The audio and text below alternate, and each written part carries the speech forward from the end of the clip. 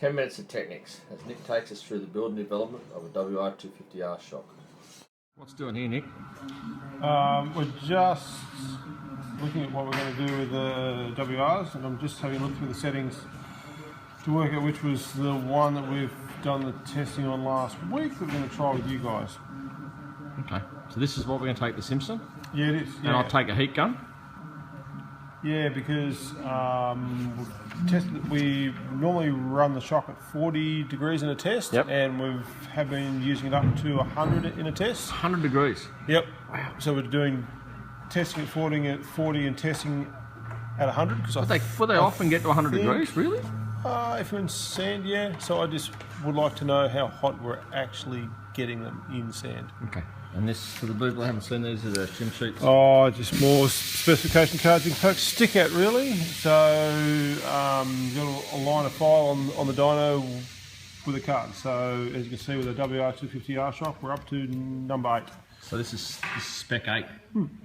Oh, very good. We'll watch as it goes along. Yep. Right, so what are we doing here, Nick? Oh, we're just laying out the shims we had in the setting before. This was version 1, wasn't it? Oh no, this version was 2. Yeah, this is 2 maybe. We're running our own little piston in there, but we're going to run a different piston again. What we sort of worked out with the shock, it's got a very coarse rebounded adjuster. Yep. And it really bleeds a lot. So we're trying to get some rebound performance into the shock. Okay. We can't really put a different rebound adjuster in it.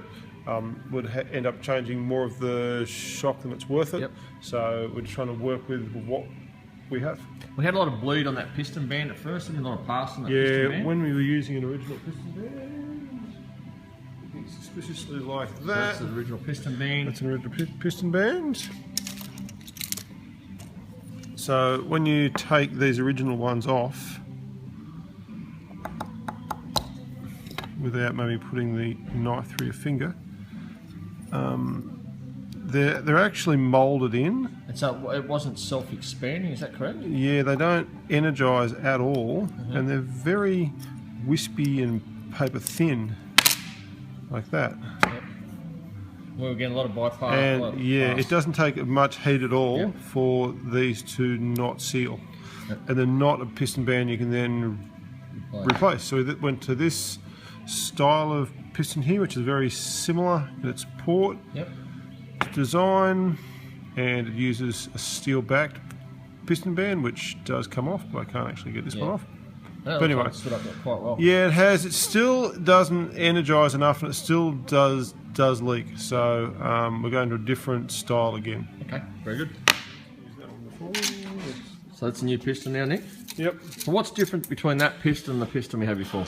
Quite different in the port configuration. Yep. It runs an energised band, so it has I see the band there. I can see the O-ring gap in the band there. It actually has a little O-ring behind the band. Oh, really? It actually holds the band out. And the other one didn't have that? No. The initial valves on this one are bigger. The old one runs a 34 initial valve and a 38. On the compression, this one runs 40 and 36. This would be closer to a YZ spec? Yes. Yep. This is basically our replacement piston for a YZ, but in a hard anodised to run on a body that's hardened. And they're your own in-house parts? Yep. Okay.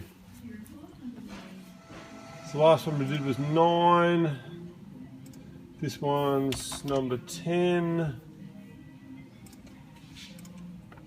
So it's just going to warm up and get to 40.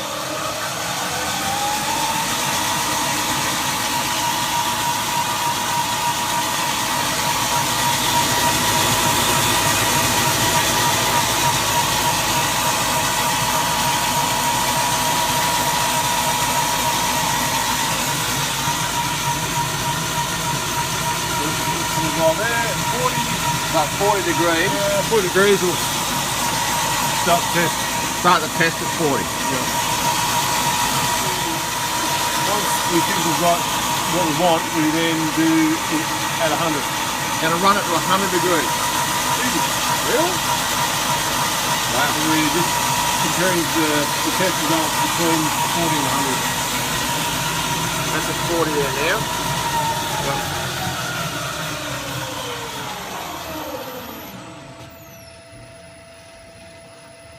I can't believe it gets to 100 degrees. Water boils at 100 degrees.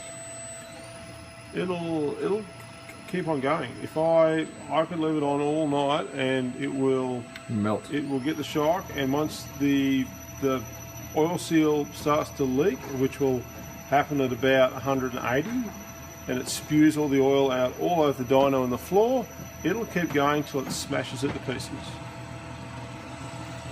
Nice. Let's not do this one back because I need it for the Simpson Desmond too. Good point.